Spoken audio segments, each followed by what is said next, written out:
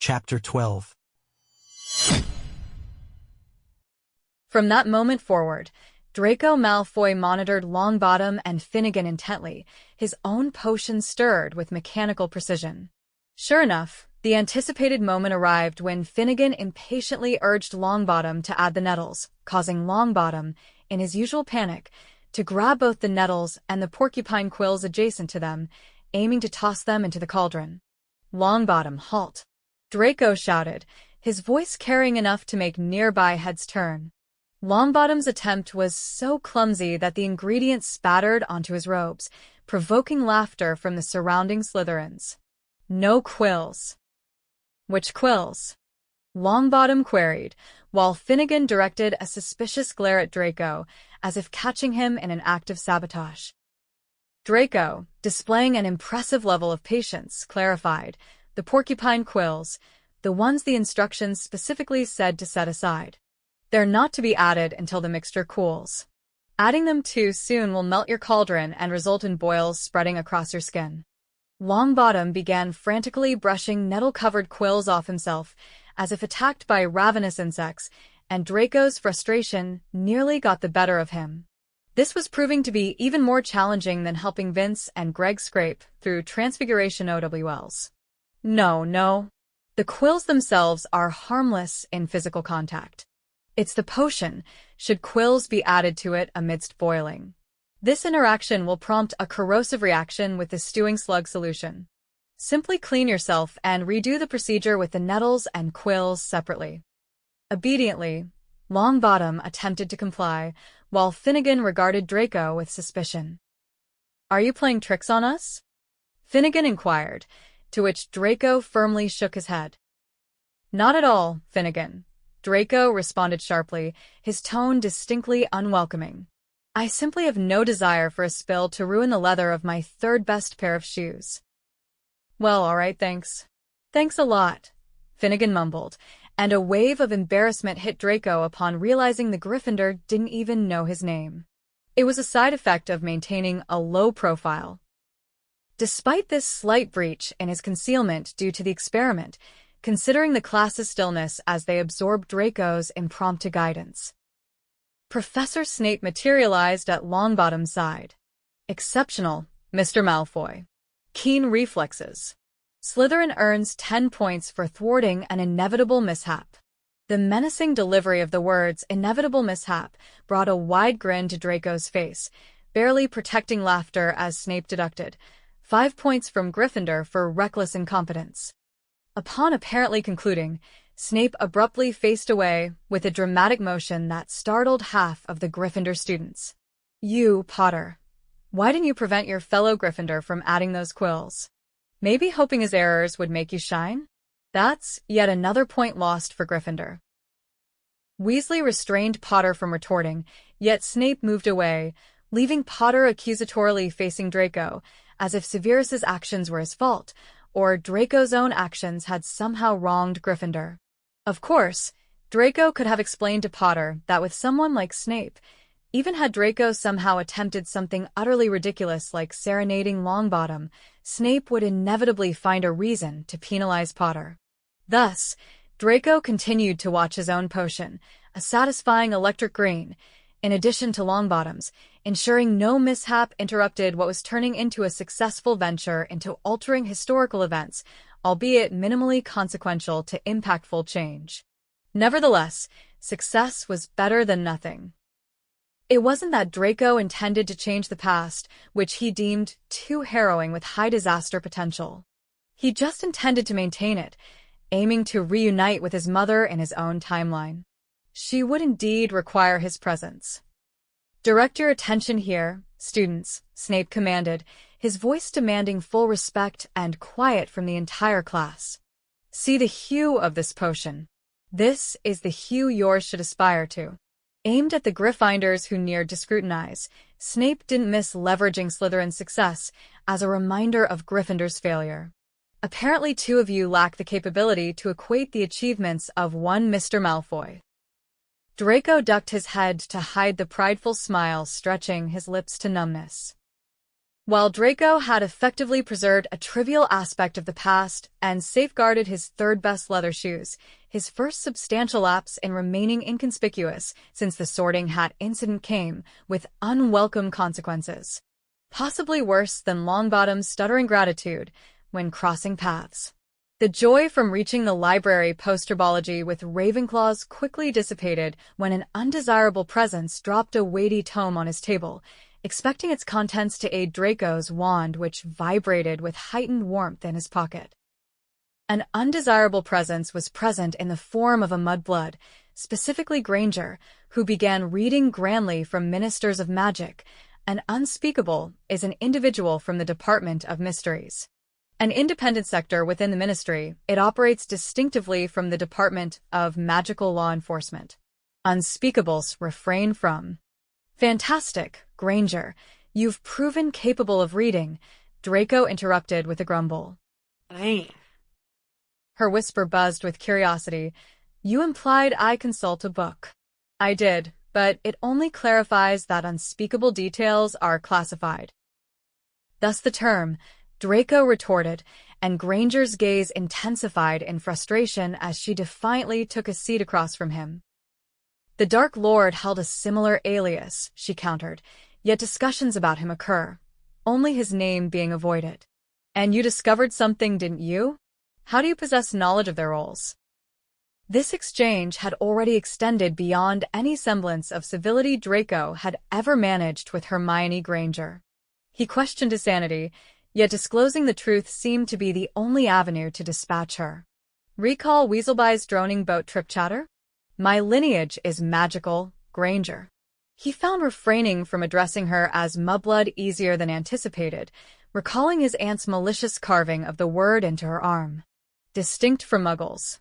They've enlightened me on such things. Encouraged, Granger pursued. So, what constitutes an unspeakable? Her interest was unwaning. Individuals conducting confidential explorations into arcane, often enigmatic magic, fields like time travel and prophecy. Would this revelation see Granger vacate his vicinity? It would not. Oh, akin to divination, Granger said, expression crestfallen as she opened the standard book of spells, Grade 1. Rather disappointing, given the imprecision of the field. I'm surprised by your frequent library attendance, given such interests. She's surely charmed with those words. They are dubbed mysteries, due to their complexity surpassing the comprehension of simpler minds, Granger. Now, if you'll excuse me, I'd appreciate returning to my tasks. He glanced at his notes from the lethal art of legilimency, tensing as Granger showed no indications of leaving. Granger?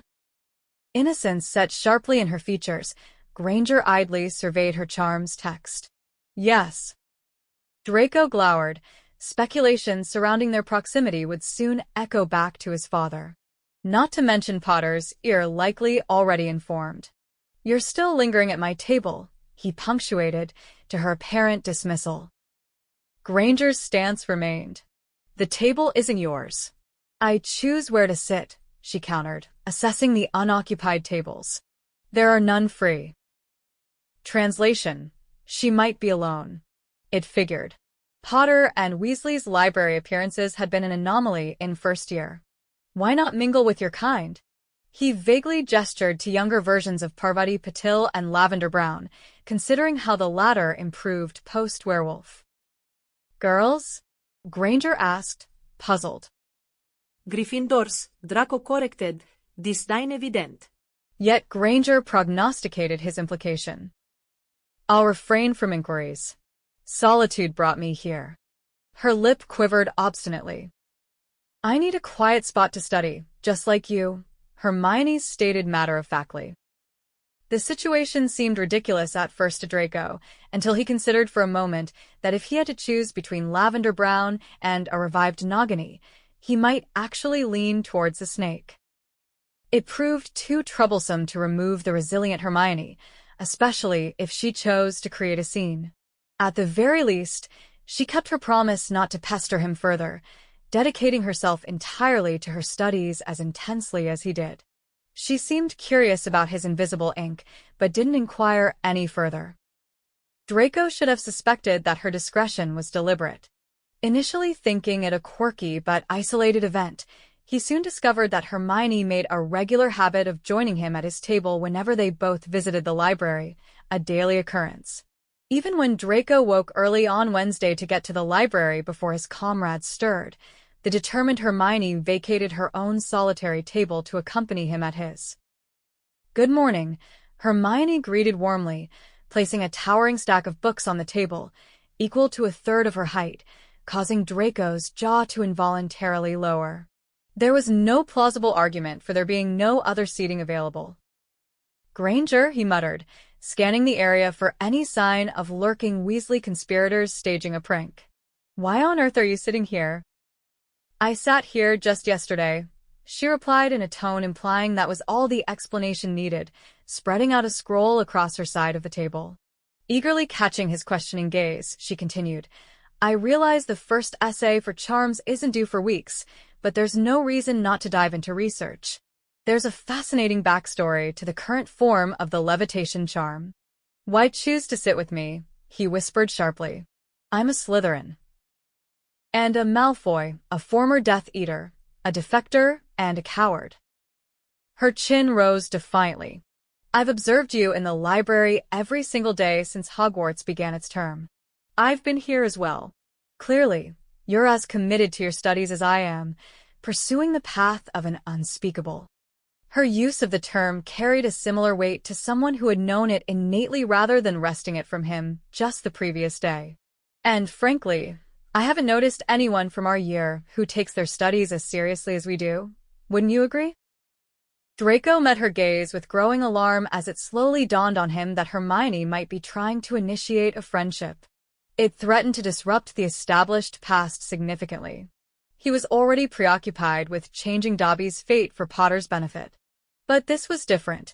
Hermione Granger had always been the analytical mind beside Potter, as a mental appendage in lieu of an overlooked intellect in Potter or his red-headed sidekick.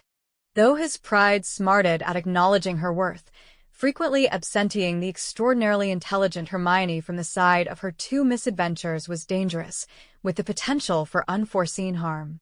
Gryffindors were notorious for their reckless tendencies, even on something as mundane as navigating the constantly moving staircases without caution. Enduring Hermione's presence was not only an unrealistically bitter prospect, but it risked altering crucial events in the past he couldn't tamper with. He could have consulted Severus, had he trusted him with this anchor of memories yet. But timing his recovery, knowing when to finally reveal these secrets, was dependent on healing wounds that hadn't completely mended. "Not yet." "I'm not suggesting matrimony, Draco," she said dryly. "I only propose studying together occasionally, given we're the top of our class. It merely makes sense." Draco attempted to revive some semblance of the old bravado he once wielded, an imitation of the callousness he used to deploy to keep Vince and Greg at bay in lessons or common spaces. Yet even that armor merely amused them now. "Listen, Granger. Stop right there. We're speaking too loudly for the library," she noted, prompting Draco to issue her a stern gaze before retreating to the seclusion of a secluded section packed with herbology encyclopedias. On edge, she trailed behind with her boldness wavering. "What is it?" "Collaborating could be to our mutual advantage." "Granger, you're Muggle-born," Draco blurtingly revealed, eyeing her as if stating a simple fact. "And I'm pureblood, an ancient lineage of Malfoy and Black. Does that convey anything to you?" Her bottom lip trembled ever so slightly. "I interpret it as you had a head start in magical education," she upheld loftily. "Yet, I assure you I've already absorbed quite a bit." "It means we can't be seen as friends," Draco impatiently clarified. "I'm unable to associate with you because of your Muggle-born status." "Oh," Hermione responded, crossing her arms with more curiosity than outrage. "Is that a prevalent bias within wizarding society? Favoring pureblood heritage? It aligns with what I read about Salazar Slytherin's ideologies in Hogwarts, a history." She articulated it as if it were a detached historical fact, on par with the chronological order of goblin skirmishes, little acknowledging its broader implications on her life. She had a pure-blood friend in Ron, so she should have been aware of this oversight for safety. Assuming he cared for her well-being, if media tales of post-war romance provided any accuracy.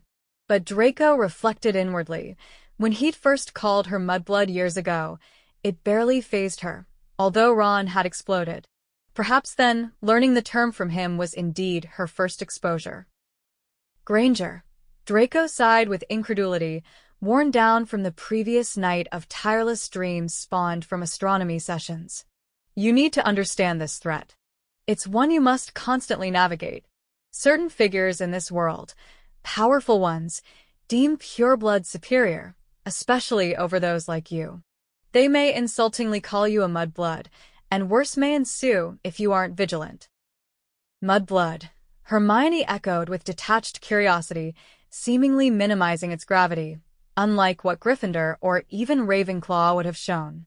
Is it akin to a racial epithet or ethnic slur? Draco confirmed grimly, envisioning in his mind, rather than the inquisitive bushy-haired young witch before him, the harrowing scene of a screaming teenage girl under siege by Bellatrix's cruelty in Malfoy Manor. How interesting. It parallels racism in Muggle terms. What's racism? Draco asked, unaware, triggering her to display pride in knowing something alien to him for once. A common prejudice among Muggles, she explained loftily, discriminating based on someone's ethnicity or complexion.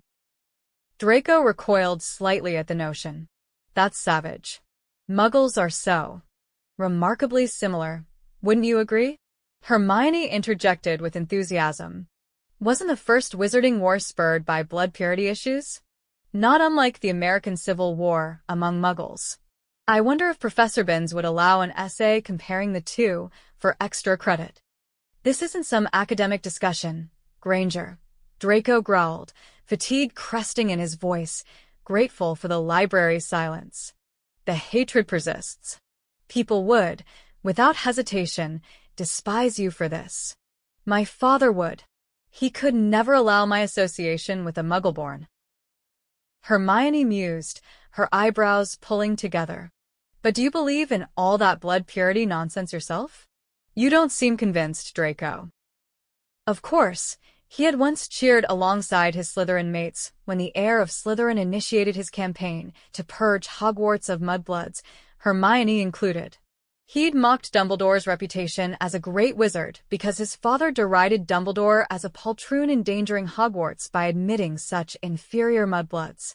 Mudbloods like Moaning Myrtle, whom people thought got just desserts. Even if he'd spent countless hours of his 6th year confiding in her, it symbolized nothing more than his feebleness. Hermione wasn't unique. She just possessed a rare encyclopedic tenacity to devour all magic-related knowledge. Father ingrained most of what Draco knew about mudbloods into him. Yet, Severus had loved Lily Potter, rumored by Mother after the war swayed, a woman once called a mudblood. That fact had defined the course of his choices, ambiguous as they were. Draco was torn, not because he didn't understand the significance of blood purity, but because everything was no longer as clear-cut. I'm unsure, Draco whispered at last, burdened by indecision.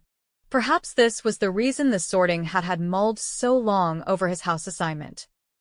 Draco found himself wishing he'd taken a definitive stand, yet his hesitant reply did not escape Granger's sharp gaze, as she caught him by the wrist that had once carried the dark mark and guided him back to his seat. You might be right, she murmured softly, yet here, it doesn't change anything, Draco. We're merely sharing a space, just focused on learning. Studying can't possibly cause any trouble. Thanks for listening. If you enjoyed this chapter, please hit the subscribe button and ring the bell to stay updated with more audiobooks. Happy listening!